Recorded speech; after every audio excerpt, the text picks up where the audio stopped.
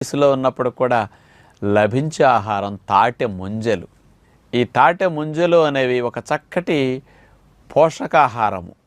మామూలుగా తాడి చెట్లు అనేవి మనిషి జీవితానికి ఎంతో ఉపయోగపడుతూ ఉంటాయి. ప్రతిదీ తాడి చెట్టు మొదల నుంచి, వేళ్ళ నుంచి, ఆకుల నుంచి, అవి కాసే దాని ముంజికాయల నుంచి, లేకపోతే తాటికాయల నుంచి, తేగల నుంచి, తాటి లోపల ఉండే ఆకులు చెట్టు తీసి కొట్టేసినప్పుడు లోపల మొవ్వు దగ్గర నుంచి అన్నీ మనిషికి ఆహారమే.